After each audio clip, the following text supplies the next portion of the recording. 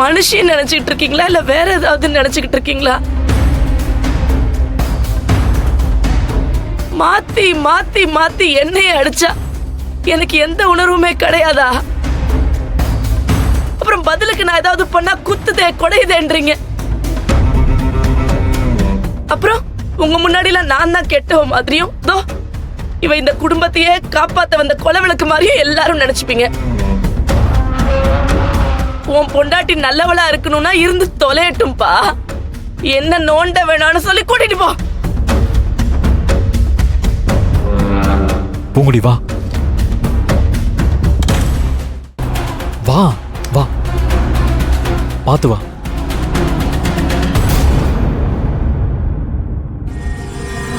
எதையும் உடனே பண்ணக்கூடாதுக்கா, விட்டுதான் பிடிக்கணும்.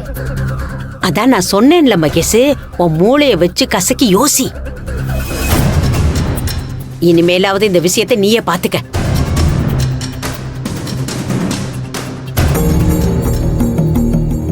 பூங்குடி இங்க பாரு, இப்ப அம்மா ஸ்ருதி மேல கோவமா இருக்காங்க. இப்ப எதுவும் பேச வேண்டாம். இப்ப பாரு, இப்ப அவங்க கிட்ட பேசி அவங்க சொந்தக்காரங்க முன்னாடி ஏதாவது பேசிட்டா அப்புறம் மாப்பிள்ள கஷ்டப்படுவாரு. பூங்குடி, அம்மாவை பத்தி தான் நமக்கு தெரியும்ல. இப்போதைக்கு 2 பேரையும் நம்ம நல்லா கவனிப்போம். அவங்க சந்தோஷமா இருக்கட்டும். நேரம் வரும்போது நானே அம்மா கிட்ட பேசுறேன், புரியுதா? ஸ்ருதி கிட்டே நான் பேசிக்கிறேன். போய் மறு வீட்டு சாப்பாடுக்கு ரெடி பண்ணு, மத்த அப்புறம் பாத்துக்கலாம். போ.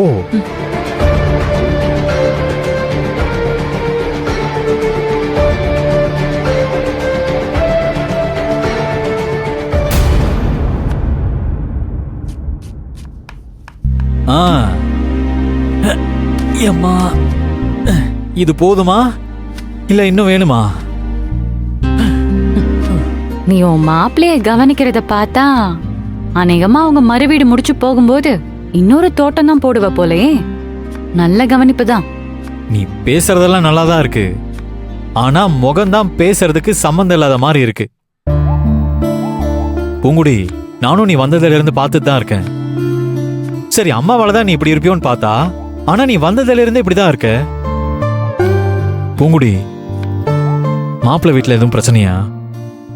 ஏய், எதுவா இருந்தாலும் சொல்லு. உங்க அப்பா ஏதாவது சொல்லிட்டாரா இல்ல உங்க அம்மா ஏதாவது சொன்னாங்களா? அத்தை எதுவும் சொல்ல வாய்ப்பில்ல, ஆனா ஏதோ ஒண்ணு நடந்திருக்கு. ஆமா, நீ ஏன் சொல்ல மாட்டேங்கிற? அம்மா தான் சொன்னாங்க. அத்தையா? அவங்க எதுவும் சொல்லிருக்க மாட்டாங்களே. அவங்க என்ன சொன்னாங்க? நீ பதட்டப்படுற அளவுக்கு எதுவும் இல்ல, தப்பா எதுவும் சொல்லல.